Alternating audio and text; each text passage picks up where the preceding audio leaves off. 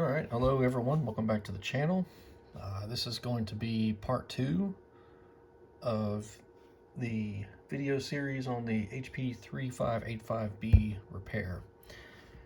As you can see here, we got a board laying in front of us. This is the I believe it's the A86 board, which is the, here it is right here, it's the analog display driver board.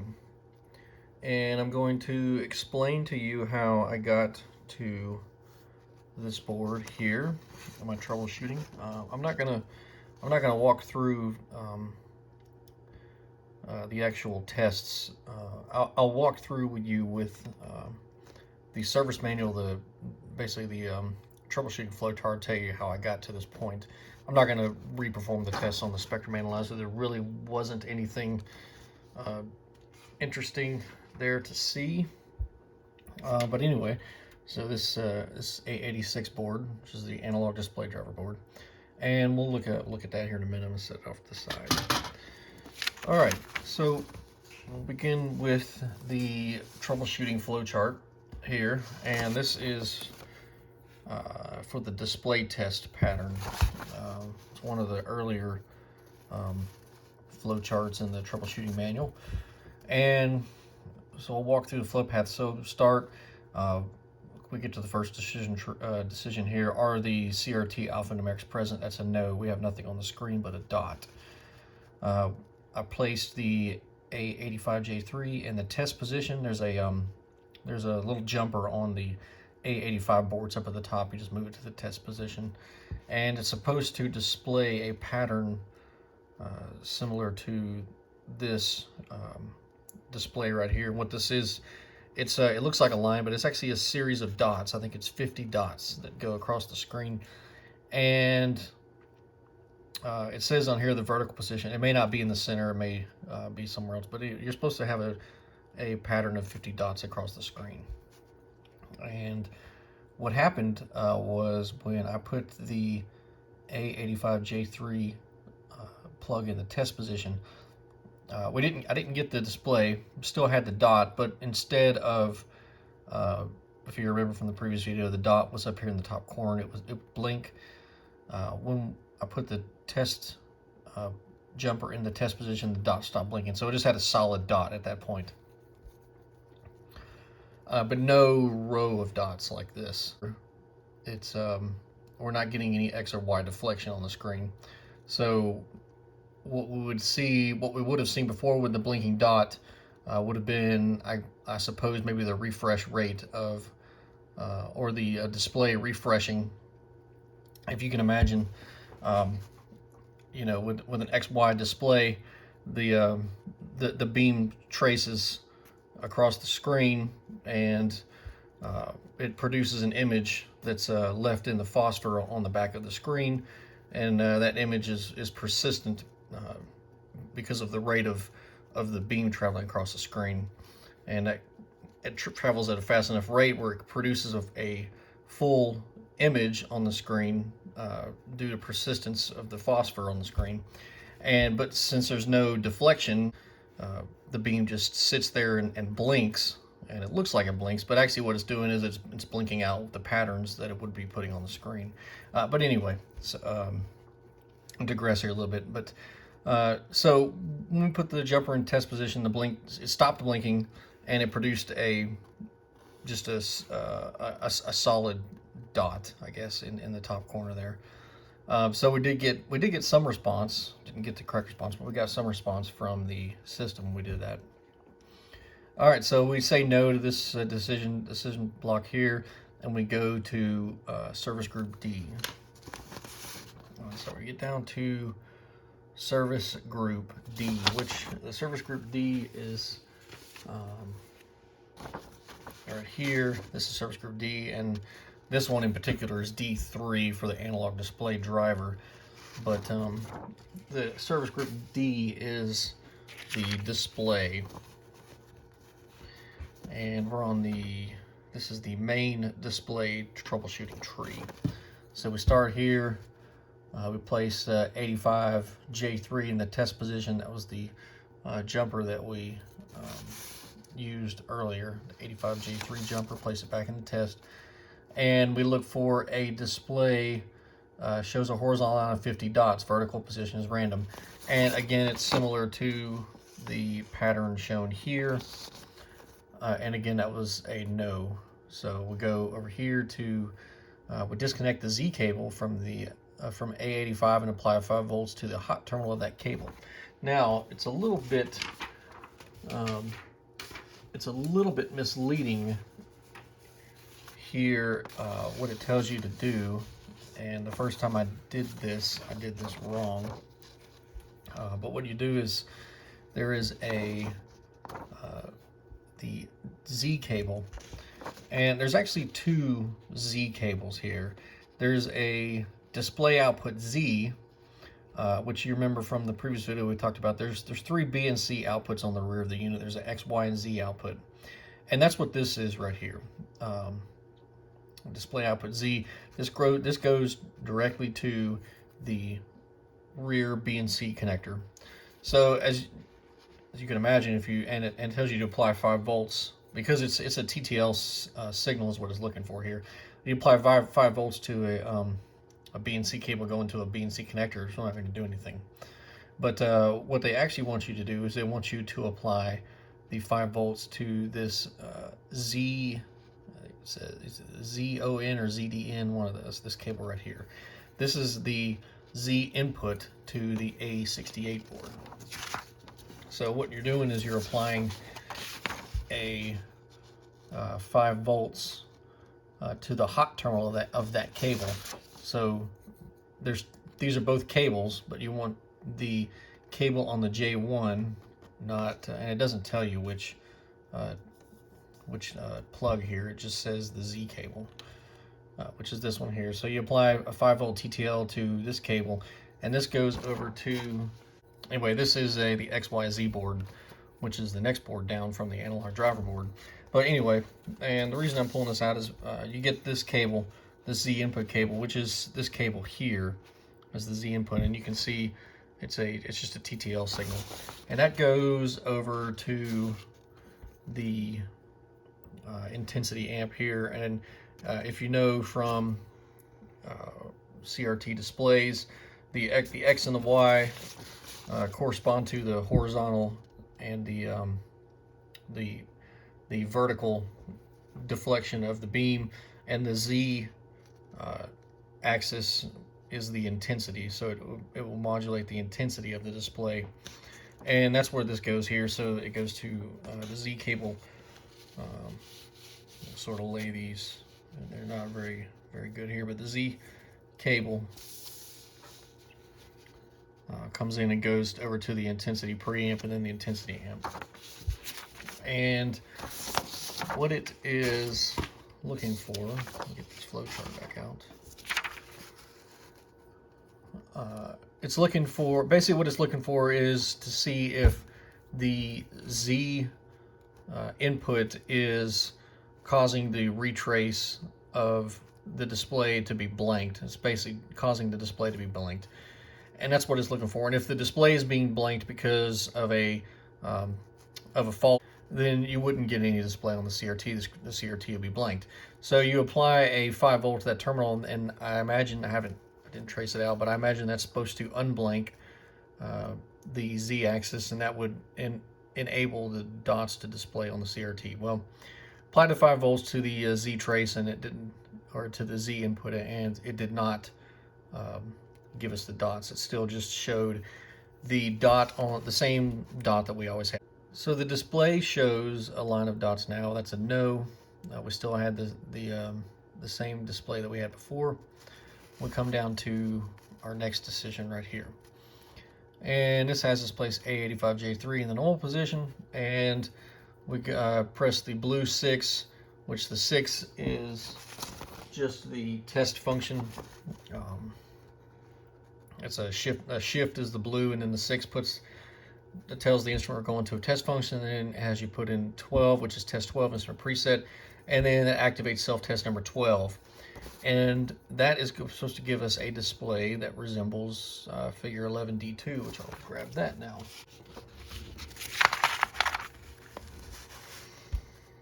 All right, and here is figure 11D2. So, and what this is a blue 612 preset. That's what we just mentioned here. And when you go in this preset, it's supposed to put up this this test pattern. It's a processor controlled test pattern, and if this test pattern is displayed, then it's supposed to tell you that the main processor, the A85U2, is functioning. Well, this assumes that you have proper XY deflection on the CRT. If you don't have proper XY deflection, you're not going to get any pattern displayed on the CRT. And so, of course, we did this. Still no change. Still had the little dot there on the top of the screen, so no XY deflection. And the display resembles figure 11D2. That's a no. All right, so now it looks determine whether, so from what I can just gather, the alphanumerics and are generated on their own. There's a character ROM and a character controller that displays the characters on the CRT, and then there's also a controller and a portion that does the actual drawing on the CRT. So it's what this tree is trying to do is trying to determine whether you need to troubleshoot the drawing section, the graphics section, or whether you need to troubleshoot the alphanumeric character generation section. And that's what it's looking here for. So alphanumeric's okay, but flashing rate is approximately 1 hertz. So again, no alphanumerics, but the dot, when we went to this portion, started flashing at 1 hertz rate. And I wrote a note there that, yeah, we didn't have a 1 hertz flash. The dot was flashing at 1 hertz, but again, nothing, just a single dot in the top of the screen. All right, so we go no. Is either the graphic or alphanumeric representation okay? Well, no, because we don't have any graphics or alphanumerics again. So we come down here to disconnect the A86 J6 and J7, and it says to use a scope to compare these signals in figure D3 are both okay. And you'll have to forgive me, I can't get all of these drawings on one. They're actually in 2 different pages here, but I'm going to show you the important sections here. So this is the A86 board, which is the board that we saw in the opening shot there. It's the A86 board. This is analog display driver board. And we end up on the A86 board. We have 4 outputs. We've got a XD and a YD output, and we've got an X display output and a Y display output. Now, these outputs here go to the rear B and C connections that we looked at in the previous video. It's the X display out and the Y display out. And then these outputs, the XD and the YD, actually go to the XYZ board, which that board is the one that contains the vertical and horizontal preamps and drivers that actually drive the CRT display. So this is the signal actually going to the XYZ board, and these are the signals going to the B and C outputs. Now, what the service manual wants you to do is it wants you to disconnect J6 and J7 and then use a scope to check the signals. And what it has you do is it has you disconnect the cables here, because these signals should be similar to the signals here. But I guess it's having you check at the display outputs, so that way you're not breaking into the actual driver. I guess if you were gonna damage something, they'd rather you damage the external outputs than the actual outputs to the XY drivers. I don't know why they have you check that, but anyway, they have you pull these cables, because really all 4 of these are the same. They're all 4 easily accessible from the top of the unit. So I can only guess why they have you check the external outputs. But anyway, I'll pull that pattern up here. I think it might be, yeah. So I've got it in the file here. So it has you look for a pattern 11D3. So 11D3, which is these 2 traces here. There's a this is a X and Y. So the J6 is the X display. So that would be the horizontal, and the Y display, which is J7. is the vertical. Again, so these are the signals you expect to see, and what you have here, these are the deflection. It looks to me like this would be the deflection, and then your retrace, and then deflection again, so to deflect across the screen, and then this appears to be what the data, the actual is drawing of the information on the screen. Again, I may have that backwards. Like I said, I'm not yet, at least, an expert on CRT display circuits and drivers. But regardless, these are the signals that should be present on those connectors. And when I hooked up the oscilloscope to these points here, there was nothing. It was just a flat line on the oscilloscope. No deflection at all. Down into the millivolts range, where all I was getting was noise at that point. So there's no deflection on either X or Y. I also pulled the connectors here and also checked these. Same thing, no deflection on the XD or the YD. So no deflection signal going to the XYZ board. All right. Are both okay, so that's a no. So what it tells you then is probable cause is A85, U1, U2, or U3, or otherwise go to A86 analog display troubleshooting tree. So based on the symptoms that we have, I am going to pursue the second option. It could be we could have a problem with the A85, U1, U2, U3. We can look at those right here. This is the A85 board, and I've got them highlighted. So U1 and U2 are take the display data coming in and route it and put it on a bus. They put it on the data bus that find the other part of this drawing here. Here it is.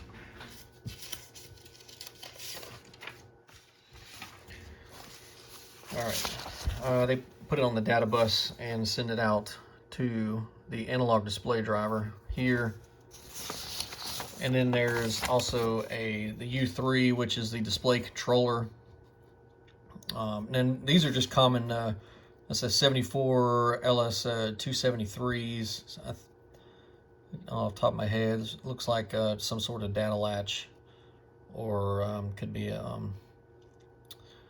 like a tri-state buffer. So I don't know. I haven't looked to see what the part number is, but anyway, you can see it's got data lines going in, data lines coming out, and there's a clock and a reset. So it's some sort of latch. Yeah, that's what it says here, data latch down here. So that'll be your data latch, latching the data to the data bus, going to the display driver, and then there's also this U3, which is the display controller. Now, if something's broke here, hopefully it's either U1 or U2, because these are just common TTL chips.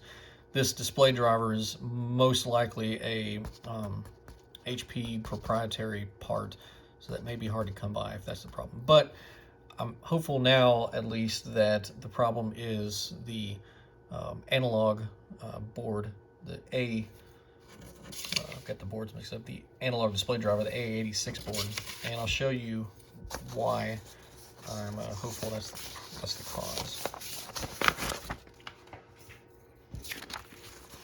So we go to the A86 analog display troubleshooting tree.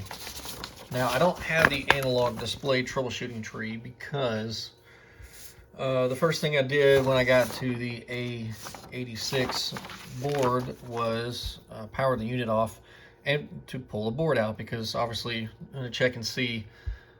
The seller said that a part failed on him when he powered the unit up. So pull the board and look to see if there's any obvious faults before we start diving into the tree. And I pulled the board out, and I'm going to get the board back out here in front. Here's the board. This is the A86 analog display board. It's mostly analog stuff. There's a lot of op amps, a lot of just off the shelf. These are LF 356s, some more LF 356s, some standard TTL stuff scattered in here, and then also a couple of HP ceramic, and then of course these two particular ones here are probably very specialized. These ceramic ones may just be rebranded TTL or CMOS parts. I don't know. But anyway, I pulled the board out, and the first thing I noticed when I got the board out on my bench is that there's a couple of regulators down here, and these regulators, these are plus or minus. This is a plus 15 volts. This is a minus 15 volts regulator, and they're just they're rebranded, but they're just standard 78 15, 79 15 3-terminal regulators. But they were really hot. And they were really hot after I powered the board down, or powered the unit down, unplugged, and took the brace bar off the top and pulled the board out. They were still very hot. In fact, too hot to really even keep your finger on. And there's not a lot, there's not a lot of heat sinking here. But when you look at the input, so what these do is these take a voltage input from the plus and minus 18 volt system distribution and regulate that output down to a plus or minus 15 volts for all of the analog stuff on this board. So we're talking about like 3 volts of voltage drop across these regulators, maybe a little more. Don't know. These parts are only rated for 1.5 amps each, so we're not talking about they're probably not running at full 1.5 amps. Maybe they're running at an amp or 800 milliamps, something. I don't know what the current draw is on this board. And there's not a lot of heat sinking, but they are in the fan stream, so they should stay relatively cool. They're heat synced just to the copper on the board. But these were both extremely hot, and I'm going to show you here in a minute, but I checked them with an ohmmeter, and there's dead shorts across both of these regulators. And I'll show you what I'm looking at here. So for the U1, which was just a standard 7815 3-terminal regulator, we know that the input is pin number 1 and the output is pin number 2, or pin number 3 rather. And that's good. Of course, output to input. Now, when we go output to ground, we have 0.5 ohm. And I think if you go input to ground, I'll say that's good. So yeah, the output to ground is 0.5 ohm. Now, it doesn't mean there's a fault in the regulator. It could be a fault in the board somewhere. But the same thing now, if we go to the 7915, the pinout's a little different. So the input is on the middle pin, pin 2, and the output is on pin 3.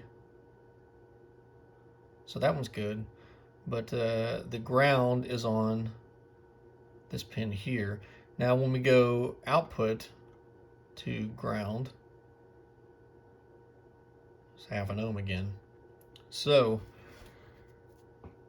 there's somewhere on this board there's a fault. I do not think that there should not be a 0.5 ohm to ground current path on this board. I haven't done any troubleshooting, but I did notice this too. So look really closely at the solder joints of this 3-terminal regulator. And when you look on the back, so someone has had a go at this 3-terminal regulator there, because you can see where the conformal coating is all chewed up from somebody trying to solder it in. Now, I don't know. Now this is an HP part, and it's got a date code of 88 12th week of 1988. So it's consistent with the other parts, so I don't think this part's been replaced. I think what somebody did was they took this part out and put it back in. So what I imagine is this part's probably good. I bet there's a short somewhere on this board, probably one of these tantalums. So that's where we're going to go next, and talk a little bit about the troubleshooting plan here. So we look at here's our this is again the A86 board, and this is showing what the regulators here.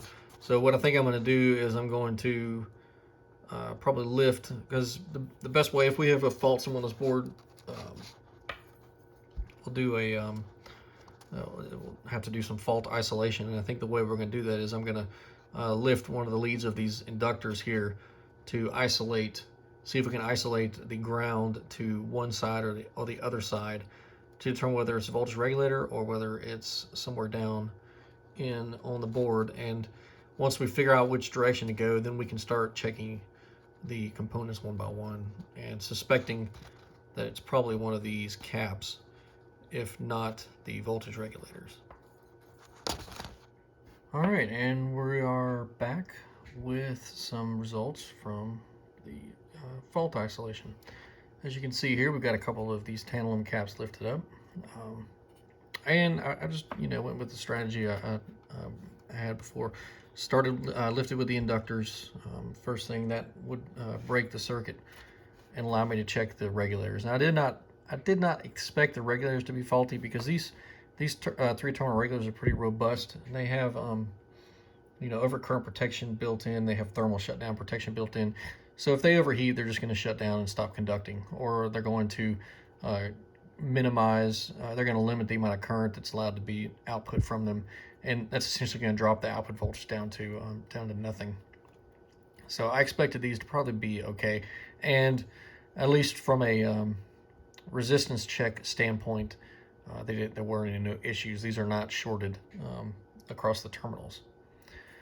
What I did find was, I'm going to start with the positive side first. So we lifted the inductor here and started with the first two tantalums here. This tantalum here has a direct short across it, and we can look at that here and see on the multimeter. This is just a DC resistance across a capacitor, and it's about as dead as short as you can get here for a capacitor. We can check a good one here. That's one that's not shorted. Of course, they're all these tantalums now are suspect for failing at any time, but you get the idea. Now on the negative rail with the same thing. I pulled both these two. Both these were good, and I had to make the trace up to this one right here, and this one was our fault. And I'll bring the camera up there. And when both of these were good, I started looking at where I was going to go next, and I noticed this one is ever so slightly discolored, and you can see it's got a yellow body, and there's a little bit of a reddish orange kind of band around that side. So I figured, well, I'll start with that one, and that was the one that was failed. So again, we can take a look at that on the multimeter here, taking a DC resistance across that capacitor, and you see it's a dead short as well. And we'll check the next one here next to it, and again it's about 2.5, 2.6 kilo ohms. So so now we found our faults, and we can look here in the three-terminal regulators and see that now on the output pin of our three-terminal regulator to ground, we have about 7 kilo ohms. So that seems pretty reasonable. And on our output pin of our positive to ground, we have, so it's about 9.5 kilo ohms. So that also seems pretty reasonable. So so if we're not the information coming into the A86 board, if it's not powered, it's not going to produce an output, and there's not going to be anything driving the XY preamps or the XY deflection amplifiers and there's not going to be any deflection on the CRT. So I suspect that at least the start of our problems lies on this board here. And now what I've got to do is I've got to figure out where to get some axial style tantalums to replace on this board. I'm sure I can get them from a electronics distributor, as long as they're in stock. But it'll take a few days to get parts. So hopefully we'll get some parts ordered up, and we'll have a follow-up to this video with some good results on the spectrum analyzer. But that's all for this episode, and part 3 we will have hopefully some results on the analyzer, at least a display on the CRT. Now there's may very well be other things wrong with the spectrum analyzer, but we won't know until we get a display. So that's all for now. Thank you for watching. Thank you for your comments, and we'll see you next time.